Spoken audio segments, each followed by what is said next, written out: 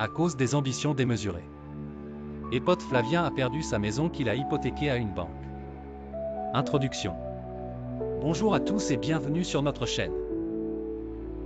Aujourd'hui, nous allons plonger dans l'histoire des potes, une tragédie moderne qui met en lumière les dangers des ambitions démesurées et de la cupidité. Après des années de travail acharné pour construire la maison de ses rêves, et pote Flavien se retrouve face à un destin tragique. En quête de profit rapide, il perd non seulement son bien le plus précieux, mais également sa santé et sa famille. Ce récit poignant nous rappelle qu'en voulant trop gagner, on risque de tout perdre. Alors, restez avec nous pour découvrir cette histoire fascinante. Si vous aimez cette vidéo, n'oubliez pas de mettre un pouce bleu, de vous abonner à notre chaîne et de cliquer sur la cloche de notification pour ne rien rater de nos prochaines publications. C'est parti. Chapitre 1, les sacrifices des potes. Présentation des potes et de sa vie professionnelle. Epot est un ingénieur congolais ordinaire au teint brun, travaillant avec diligence pour subvenir aux besoins de sa famille. Employé dans une entreprise respectée, il est connu pour son sérieux et son éthique de travail. Chaque mois, il consacre une grande partie de son salaire à ses responsabilités familiales, tout en rêvant de jours meilleurs. Sa carrière est marquée par une ambition discrète mais ferme, celle de créer un foyer stable et accueillant pour sa femme et ses enfants. Malgré les défis financiers, Epot n'hésite pas à faire des heures supplémentaires, conscient que chaque effort le rapproche un peu plus de son rêve. La construction de sa maison, sacrifice financier et émotionnel. Lorsque l'opportunité d'acheter un terrain se présente, Epot saisit sa chance. Avec des économies accumulées à force de travail et de sacrifices, il se lance dans la construction de sa maison. Pour réaliser ce projet, il met de côté plus de 70% de son salaire, se privant de petites joies quotidiennes et de loisirs. Les week-ends, au lieu de se détendre, il passe des heures sur le chantier, supervisant les travaux et veillant à chaque détail. Cette maison, pour lui, n'est pas qu'un simple bâtiment, elle est le symbole de ses efforts, de ses luttes et de ses sacrifices. Chaque brique posée représente des nuits blanches, des repas frugaux, et l'abandon de rêves personnels. La pression financière pèse sur ses épaules, mais Epot reste déterminé. Sa famille, bien que parfois inquiète des privations, soutient son rêve, croyant fermement qu'un jour, ils seront réunis dans un foyer chaleureux. L'importance de cette maison dans ses projets futurs pour Epot, cette maison est synonyme d'espoir et de sécurité. Il se projette déjà dans l'avenir, imaginer ses enfants grandir dans un environnement stable, faire leurs devoirs à une table familiale, et partager des moments de joie dans un salon douillet. Il rêve de célébrations, de rires et de souvenirs gravés à jamais dans les murs qu'il construit. La maison représente une promesse de réussite, la réalisation d'un rêve de toute une vie. L'importance de cette maison ne se limite pas à son aspect matériel. Elle incarne aussi un héritage, quelque chose qu'il souhaite transmettre à ses enfants. Dans son esprit, cet investissement est une fondation solide pour leur avenir, un symbole de son amour et de ses sacrifices. Epot est convaincu qu'une fois leur maison achevée, ils pourront enfin profiter des fruits de son travail acharné. Cependant, dans cette quête du bonheur, Epot ne se doute pas que ses ambitions pourraient le mener sur un chemin dangereux. Ignorant les périls de la cupidité et des décisions impulsives, il continue à nourrir ses rêves, déterminé à réaliser ce projet qui lui tient tant à cœur. Chapitre 2, l'élan entrepreneurial. La fermeture de la société et le chômage d'Epot. La vie d'Epot prend un tournant brutal lorsqu'il apprend la fermeture soudaine de l'entreprise où il a consacré des années de sa vie. C'est un coup dur pour lui et ses collègues, qui se retrouvent du jour au lendemain sans emploi. Les raisons de cette fermeture restent floues, mais la réalité est implacable, il doit faire face à l'incertitude et à l'angoisse financière. La stabilité qu'il avait construite s'effondre comme un château de cartes. Les factures s'accumulent, et le stress monte en flèche. Epot ressent un vide immense, mais au fond de lui, une petite voix commence à murmurer qu'il est temps de prendre son destin en main. Dans cette période sombre, il ne reste pas inactif. Il partage ses préoccupations avec ses amis Lufu et Putula, deux collègues avec qui il a tissé des liens solides au fil des années. Ensemble, ils discutent de leurs options, des opportunités qui pourraient naître de cette situation désastreuse. Plutôt que de se laisser abattre, ils commencent à envisager la possibilité de créer leur propre entreprise. Cette idée germe lentement, mais elle prend de plus en plus de force, alimentée par leur désir commun de ne pas rester à la merci du système. La création d'une société avec ses amis Luffy et Putula motivés par leur situation, Epot, Luffy et Putula prennent la décision audacieuse de fonder leur propre société de fourniture de pièces détachées. Leur vision est claire, ils veulent apporter des solutions aux entreprises locales en leur fournissant des pièces de rechange de qualité. Cette initiative représente non seulement une opportunité économique, mais aussi une manière de retrouver leur dignité. Les premiers jours sont marqués par l'enthousiasme et l'énergie. Ils investissent leurs économies dans l'achat de matériel, la location d'un petit bureau et la mise en place de leur réseau. Avec peu de fonds, ils travaillent d'arrache-pied, souvent jusqu'à tard dans la nuit, déterminés à donner vie à leur projet. Chaque membre du trio met à profit ses compétences uniques, Epot apporte son sens aigu des affaires, Luffy sa connaissance technique, et Putula son talent pour la négociation. Ensemble, ils forment une équipe complémentaire, prête à relever tous les défis. Les premiers succès et l'ascension rapide de l'entreprise rapidement, leur persévérance commence à porter ses fruits. Grâce à un contact précieux qu'ils ont dans une grande entreprise de Kinshasa, ils décrochent leur première commande importante. Cette réussite agit comme un catalyseur, insufflant une nouvelle dynamique à leur entreprise naissante. Les commandes affluent, et en un rien de temps, ils parviennent à établir des relations solides avec plusieurs clients. Leur entreprise, qui avait commencé comme un simple rêve, connaît une ascension fulgurante. Les revenus augmentent, et Epot, Luffy et Putula réalisent qu'ils ont franchi un cap. Leurs efforts acharnés commencent à porter leurs fruits, et avec chaque contrat signé, leur confiance grandit. Ils embauchent un secrétaire, Mami, qui se révèle être un atout précieux pour l'organisation de l'entreprise. Cependant, cette gloire naissante s'accompagne de nouvelles tentations. Epot, porté par le succès, se laisse séduire par l'idée de faire encore plus d'argent, encore plus rapidement. Ce désir d'expansion le pousse à envisager des projets plus audacieux, ignorer les mises en garde de ses partenaires. Alors que leur entreprise décolle, une ombre se profile à l'horizon, annonçant un tournant tragique dans l'histoire d'Epot. La promesse de l'avenir, le parfum du succès, tout semble à portée de main, mais le coût de cette ambition pourrait être bien plus élevé que prévu. Alors que l'entreprise grandit, Epot est sur le point de faire un choix décisif qui changera à jamais le cours de sa vie.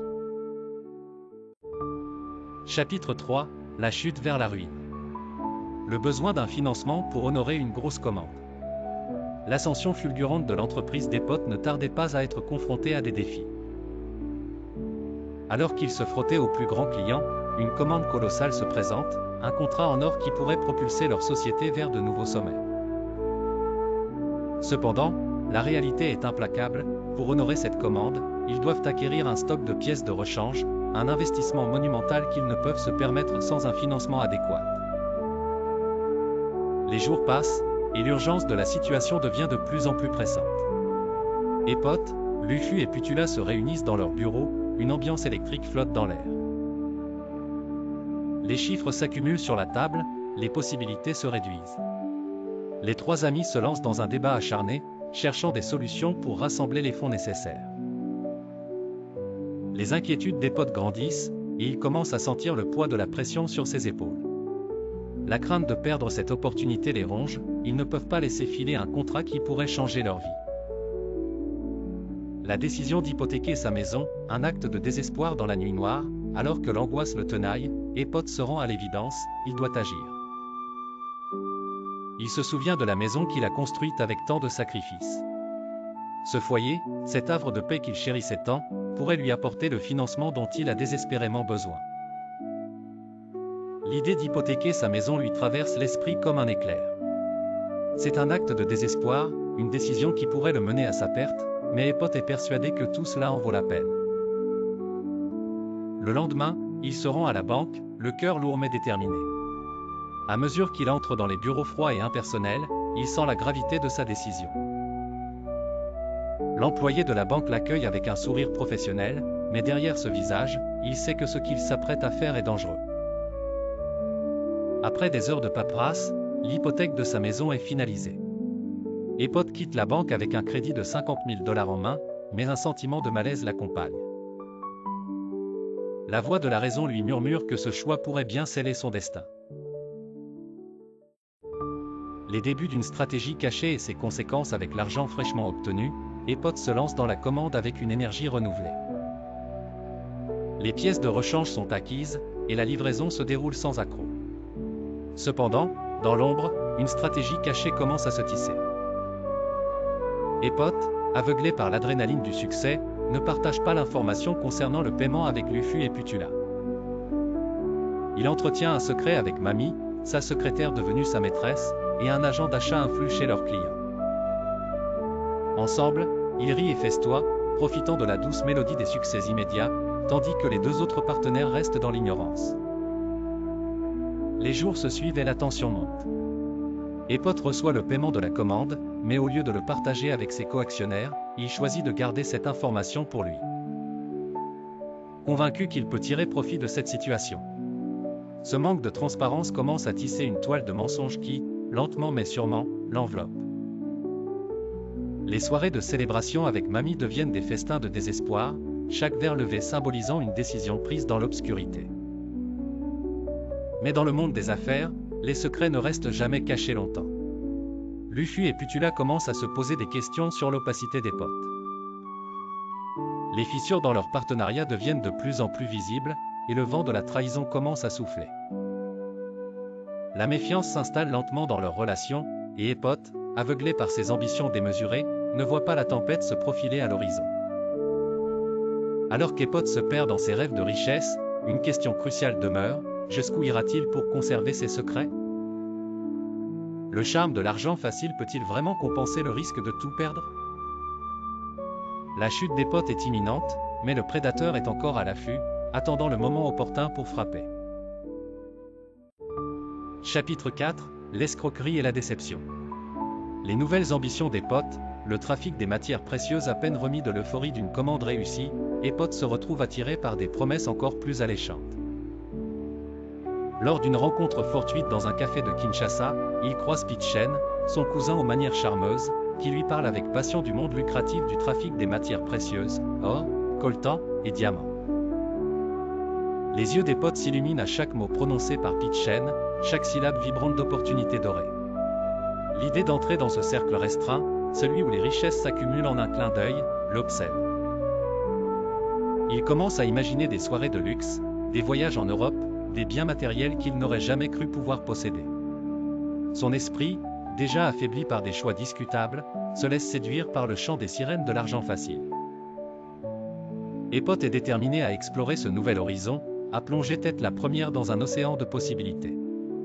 La manipulation par Pitchen et la bande mafieuse cependant, derrière l'apparente camaraderie de Pitchen se cache une machination diabolique. La bande mafieuse, habilement orchestrée par son cousin, s'infiltre dans la vie d'Epot comme une ombre insidieuse. Il le flatte, le persuade que, avec leur aide, il peut réaliser des bénéfices faramineux en peu de temps. Des promesses de gains rapides, une allure de vie luxueuse, tout cela fait perdre à Epot son sens critique. Dès lors, un plan ambitieux est élaboré. Epot doit acheter des matières précieuses à des creuseurs dans une région reculée de la République démocratique du Congo.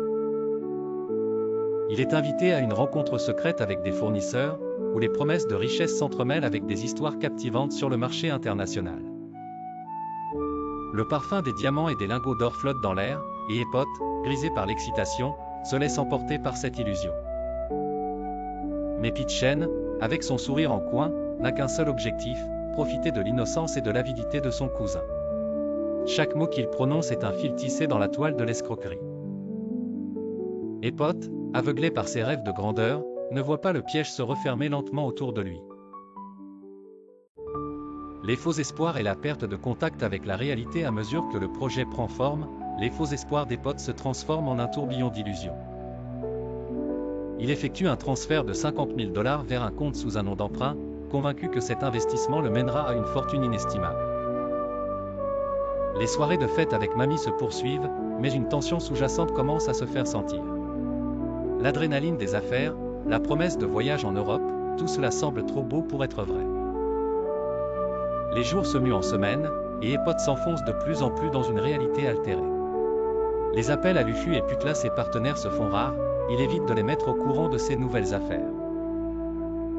Chaque minute passée loin d'eux le plonge dans un état de déni, et il préfère se réfugier dans ses fantasmes de réussite.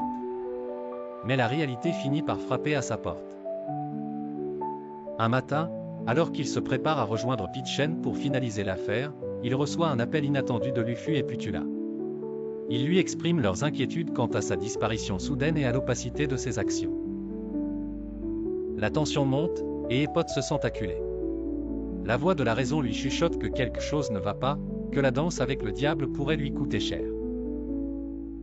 À l'instant où il se rend chez l'expert pour évaluer les pierres précieuses, la vérité le frappe de plein fouet. Les faux espoirs se dissolvent comme du sucre dans l'eau. L'expert confirme que les pierres sont fausses. La trahison se dévoile, et le cœur d'Epot se serre alors qu'il comprend l'ampleur de l'escroquerie. Pitchen et sa bande l'ont manipulé, l'ayant entraîné dans un labyrinthe d'illusions. Epot, pris dans l'étau de la désillusion, réalise qu'il a perdu tout ce qu'il avait construit. Dans un moment de désespoir absolu, il comprend qu'il a échangé son rêve pour un cauchemar. Alors que l'ombre de la trahison s'étend sur lui, il ne peut que regarder son monde s'effondrer, laissant derrière lui un homme qui, dans sa quête de richesse, a perdu tout sens de la réalité. Chapitre 5, deuxième test et la confirmation de la supercherie de Pitchen et sa bande mafieux. Les dernières démarches pour retester les pierres précieuses. Epot, l'homme gardant toujours espoir et non convaincu du résultat du premier test, se décida d'aller chez un autre expert en la matière pour retester les pierres précieuses. Epot, accompagné cette fois-ci de sa maîtresse Mami, sont allés chez un deuxième expert pour retester les pierres précieuses. Epot se tenait là, au seuil de la bijouterie, le cœur battant, les mains moites. À ses côtés, Mami, sa complice, semblait à la fois excitée et inquiète. Ils étaient venus pour faire le deuxième test, les pierres précieuses qu'il avait acquises dans l'espoir de réaliser un bénéfice éclatant. Chaque pas vers l'intérieur du magasin lui semblait lourd de promesses et de menaces.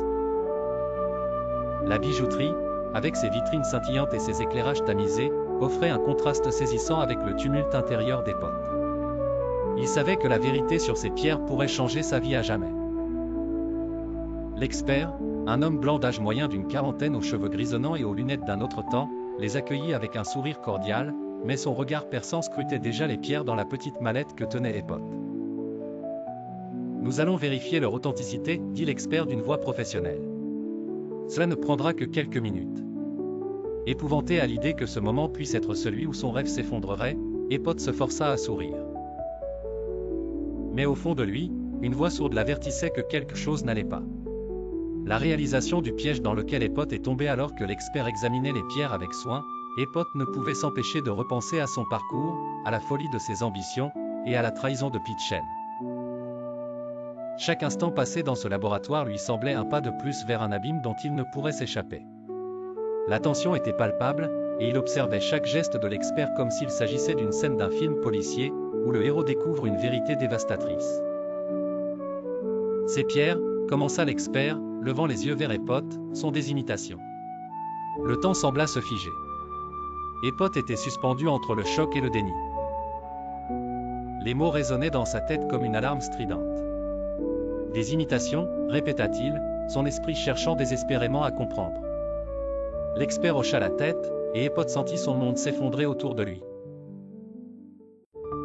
La réaction d'Epot face à la perte et l'escroquerie une fois sorti de la bijouterie chez le deuxième expert, la douleur d'Epot était palpable. Les rues de Kinshasa, autrefois familières, semblaient désormais hostiles. Chaque visage qu'il croisait lui rappelait la naïveté qui l'avait conduit à cette catastrophe. Sa tête tournait, son cœur battait à tout rompre. Comment avait-il pu être si aveugle? Ses pensées se bousculaient, ruminant le sentiment d'humiliation et de désespoir. L'angoisse et la désillusion envahirent Epot. Il tenta de contacter Pitchen, mais ses appels restèrent sans réponse. Les liens de confiance se rompirent alors qu'il réalisait que son cousin et ses complices s'étaient évaporés, emportant avec eux ses rêves et ses économies. Mami, bien qu'encore présente à ses côtés, ne pouvait cacher la panique qui s'était installée dans leur quotidien. « J'aurais dû être plus prudent », se disait-il, les larmes aux yeux. Mami, silencieuse à ses côtés, observait avec une profonde tristesse.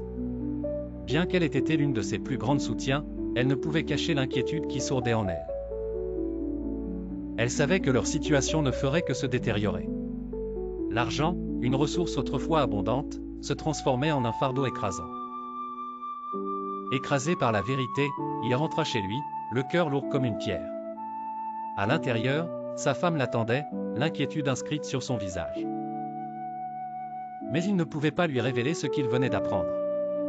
Il ne pouvait supporter de voir sa douleur se multiplier par sa propre trahison. Les jours qui suivirent furent marqués par une spirale de désespoir. Epot errait dans les rues, cherchant des réponses, tentant de retrouver des alliés dans une mer de faux amis. Ses nuits étaient hantées par des visions de Pitchen, riant de sa naïveté, profitant de sa chute. Il commença à recevoir des appels de Luffy et Putula, qui lui demandaient des comptes. Chaque son de téléphone était un rappel de sa trahison, une condamnation de ses choix. Finalement, face à cette perte incommensurable, Epot explosa. Dans un accès de rage, il prit son téléphone et tenta encore pour la énième fois de joindre Pitchen. L'appel tombait toujours sur un répondeur. Le vide laissé par la trahison de son cousin se transforma en un cri de désespoir, résonnant dans l'obscurité de sa chambre. La colère le consumait, mais au fond, il savait qu'il ne pouvait se blâmer que lui-même. L'aveuglement de ses ambitions l'avait conduit à cette chute vertigineuse. Épuisé, il s'effondra sur son lit, la tête entre les mains, pleurant toutes les larmes de son corps. Dans cette solitude dévastatrice, il réalisait que, bien plus que ses biens matériels, c'était son identité, sa dignité qu'il avait perdue. La découverte de la supercherie n'était que le début d'une lutte bien plus sombre, celle qui se déroulerait à l'intérieur de lui-même. Epot savait qu'il devait se relever, mais le chemin à parcourir était semé d'embûches. Comment récupérer ce qui avait été volé, non seulement en termes de biens, mais aussi en termes de confiance et d'espoir? Cette question le hantait désormais, tandis que les ombres de la trahison continuaient de planer sur son existence. Ses coactionnaires, Luffy et Putula, ne tardèrent pas à s'informer des dernières nouvelles. Lorsqu'ils apprirent la vérité, leur déception se transforma en colère. Ils l'avaient vu comme un partenaire digne de confiance, et maintenant, ils se sentaient trahis. Leurs tentatives de contact restèrent sans réponse. Éreinté par le stress et la honte, Epot ne pouvait plus affronter le regard de ses amis. Chapitre 6 – Les conséquences fatales. La révélation à sa femme et la rupture de la famille Epot se tenaient dans la cuisine, le cœur lourd comme un plomb. Chaque battement de son cœur résonnait dans le silence pesant de la pièce. Mamie, sa complice d'hier, n'était plus à ses côtés. Seul, il devait faire face à la réalité de son échec et à la douleur qu'il avait causée. Il savait que la conversation qu'il s'apprêtait à avoir avec sa femme serait la plus difficile de sa vie. Elle entra dans la pièce, un sourire distrait sur le visage, inconsciente du cataclysme qui se préparait. Elle avait préparé le dîner, des odeurs réconfortantes flottant dans l'air. Mais pour Epot, tout cela semblait lointain, comme un souvenir d'un bonheur perdu. La vérité s'épaississait, prête à éclater comme une bulle fragile. « Chérie, il faut que je te parle, dit-il finalement, sa voix tremblante trahissant sa peur. Elle s'arrêta, le regard surpris, puis inquiet. Les mots sortirent alors dans un flot désordonné, comme une rivière en crue, la perte de son argent, l'escroquerie, et surtout, la perte de leur maison. Chaque mot qu'il prononçait était un coup de poignard pour elle. Ses yeux s'agrandirent, la colère et la douleur se mêlant sur son visage. « Comment as-tu pu » s'écria-t-elle, les larmes aux yeux. « Tu m'as caché cela, tu m'as menti. » La discussion se transforma rapidement en un cri de désespoir. La tension, comme un fil tendu à l'extrême, finit par céder. La rupture fut inévitable. Ils se criaient dessus, des mots qui résonnaient comme des coups de feu dans la nuit. Au fil des minutes, la maison, jadis remplie de rires et de projets, se transforma en champ de bataille émotionnelle. La confrontation se termina par des portes claquées, des larmes silencieuses, et une solitude pesante. L'action en justice et la perte définitive de sa maison. Les jours suivants furent un tourbillon d'angoisse et de désespoir. La banque, implacable, ne laissait aucune chance à Epot. Les lettres de mise en demeure s'accumulaient, et il savait qu'il ne pouvait plus échapper à son destin. Une action en justice fut lancée pour récupérer le prêt. Le tribunal, comme une bête affamée, ne montrait aucune pitié. Dans la salle d'audience, le juge, figure austère, écoutait les arguments des avocats avec une attention froide. Epot, face à son propre avocat, un grand monsieur noir congolais, semblait un homme perdu. Chaque mot, chaque document, chaque détail de son histoire le plongeait un peu plus dans l'abîme. Il se remémorait les sacrifices, les rêves, et maintenant, il n'était qu'un homme brisé, sans défense face à l'appareil judiciaire. Lorsque le verdict tomba, Epot sentit le sol se dérober sous ses pieds. La maison, son refuge, son symbole de résilience, était désormais aux mains de la banque. Ce qu'il avait construit avec tant de sueur et de sacrifices ne lui appartenait plus. Il pouvait presque entendre les murs pleurer, une mélodie désespérée résonnant dans son esprit. L'impact sur la santé d'Epot et sa descente vers la folie, la perte de sa maison ne fut que le début d'une descente inexorable vers la folie. Le poids de la culpabilité et de la honte s'installait lentement, s'enroulant autour de son cœur comme une liane venimeuse. Chaque nuit, il se réveillait en sursaut, des sueurs froides le parcourant, des visions de sa vie passée défilant devant ses yeux. La maison qu'il avait enchérie, maintenant mise en vente, était un symbole de son échec. Sa santé, déjà fragile, commença à décliner. Des crises d'angoisse le prenaient sans prévenir, le laissant pantelant, incapable de respirer. Son visage, jadis rayonnant, était maintenant un masque de fatigue et de désespoir. Les rares amis qui lui restaient prenaient leur distance, incapables de supporter le poids de son malheur. Epot sombrait dans une mélancolie profonde, passant ses journées à errer dans les rues de Kinshasa, un fantôme parmi les vivants. Ses pensées devenaient de plus en plus sombres, comme un ciel orageux annonçant une tempête imminente. Il se voyait déambuler dans un labyrinthe sans fin, entouré de murs qui se refermaient sur lui. Le monde, autrefois plein d'espoir, était devenu une prison. La folie ne tarda pas à frapper à sa porte.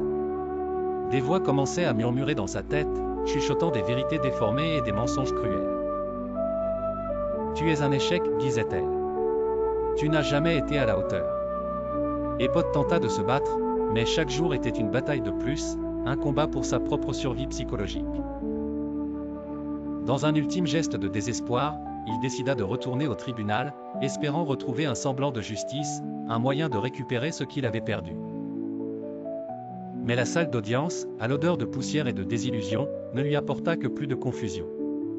Les juges, les avocats, tous semblaient l'observer avec un regard glacial. Il était devenu l'ombre de lui-même, un homme aux abois, cherchant une issue dans un dédale de conséquences fatales. Alors que la nuit tombait sur Kinshasa, Epot errait, un sourire amer aux lèvres, conscient que sa vie, telle qu'il l'avait connue, était désormais un lointain souvenir. Dans les rues, les gens passaient, indifférents à sa souffrance. Il était devenu invisible, une silhouette perdue dans l'obscurité, pris au piège des conséquences de ses propres ambitions démesurées. Chapitre 7, la déchéance finale. La situation d'Epot était devenue tragique. Après avoir perdu sa maison, il était confronté à la perte de sa famille. La banque, à laquelle il avait hypothéqué son bien pour financer des ambitions démesurées, ne lui laissait aucun répit. Le tribunal avait tranché en faveur de la banque, et la vente de sa maison était imminente. Ce symbole de ses sacrifices, construit à la sueur de son front, allait disparaître à jamais. Les conséquences de ses décisions imprudentes le rattrapaient. Sa femme, paniquée par les menaces de la banque et par la détresse grandissante de leur situation, avait fui avec les enfants. Il se retrouvait désormais sans abri, cherchant refuge auprès de la communauté. Epot, quant à lui, était laissé à son sort, englué dans un océan de désespoir. Sa santé se détériorait rapidement. La pression, le stress et le chagrin l'avaient conduit à une crise de santé qui l'accablait. Il se sentait enchaîné à sa douleur, incapable de voir un avenir radieux. La solitude le rongeait, chaque jour étant une lutte acharnée contre les souvenirs d'une vie qu'il avait construite avec tant d'efforts. Le bruit des meubles de sa maison, vendus aux enchères, résonnait dans son esprit comme un écho tragique. Chaque objet, chaque photo, chaque coin de cette maison était chargé de souvenirs heureux, aujourd'hui remplacés par un sentiment de perte et d'abandon. Les regards de compassion des voisins, autrefois amicaux, étaient désormais teintés de jugement et de pitié. Epot errait dans les rues de Kinshasa, une ombre de lui-même. Les murmures sur sa chute résonnaient partout. Il était devenu le sujet de conversations chuchotées, un homme qui avait tout perdu à cause de sa cupidité et de ses ambitions démesurées. Il se remémorait souvent ses premiers jours de gloire avec ses amis, le succès de leur entreprise de fourniture, et comment il avait pris la décision fatidique d'hypothéquer sa maison. La tragédie atteignit son paroxysme lorsqu'il fut expulsé de son ancienne maison, les autorités agissant sur ordre de la banque. En plein milieu de la nuit, ses affaires furent mises à la rue, exposées aux intempéries. Il se tenait là, témoin de la destruction de tout ce qu'il avait bâti, une image de désespoir total. Sa santé mentale se dégradait, la peur d'un AVC se matérialisa bientôt. Seul, isolé, et avec une tension artérielle qui fléchissait, Epot se rendit compte qu'il ne pouvait plus faire face. Il trouva un refuge temporaire chez un cousin, mais cela ne pouvait apaiser sa douleur. Sa femme, et leurs enfants, vivaient dans une église, séparés de lui, leur vie désormais en miettes. La fin de cette tragédie fut marquée par un événement dévastateur, un AVC le frappa, le clouant sur un lit d'hôpital, où il se noya dans son désespoir. Il n'avait jamais imaginé qu'une telle chute, celle d'un homme qui avait autrefois tout pour lui, se terminerait ainsi. Sa famille, laissée à la rue, était devenue des sans-abri, témoins silencieux de sa chute. Sa maîtresse, la secrétaire qui avait partagé ses ambitions, s'éloigna peu à peu, profitant de la situation pour poursuivre sa propre vie en France. Epot, quant à lui, se retrouva seul dans l'obscurité, frappé par une paralysie générale et cloué dans un lit d'hôpital où il finit par rendre son âme, une leçon tragique sur les dangers de l'avidité et des choix irréfléchis. C'est ainsi qu'Epot incarne l'ultime tragédie d'un homme qui, en voulant trop gagner, a perdu tout ce qu'il chérissait et aussi jusqu'à perdre sa vie d'une façon inopinée. La déchéance finale était une triste réalité, un rappel amer que la vie est précieuse et que les choix ont des conséquences. Conclusion. Une leçon de vie. L'histoire d'Epot nous offre une réflexion profonde sur l'importance de vivre selon nos moyens et de rester intègre dans nos transactions. Comme le dit Proverbe 15h16, mieux vaut peu avec la crainte de l'Éternel qu'un grand trésor avec du trouble. Cette sagesse nous rappelle que la véritable richesse ne réside pas seulement dans les biens matériels, mais dans la paix intérieure et l'honnêteté. Les ambitions irréalistes et la cupidité peuvent entraîner des conséquences tragiques, tant pour soi-même que pour ceux qui nous entourent. Proverbe 28:20 nous avertit, « Un homme fidèle a beaucoup de bénédictions, mais celui qui veut s'enrichir à tout prix ne restera pas impuni. » La quête de la richesse rapide peut donc nous coûter bien plus cher que nous ne l'imaginons.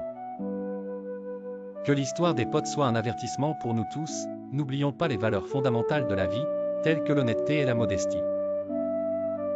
Si cette vidéo vous a parlé, n'hésitez pas à l'aimer, à la partager, à vous abonner et à cliquer sur la cloche de notification pour ne rien manquer de nos prochaines réflexions inspirantes.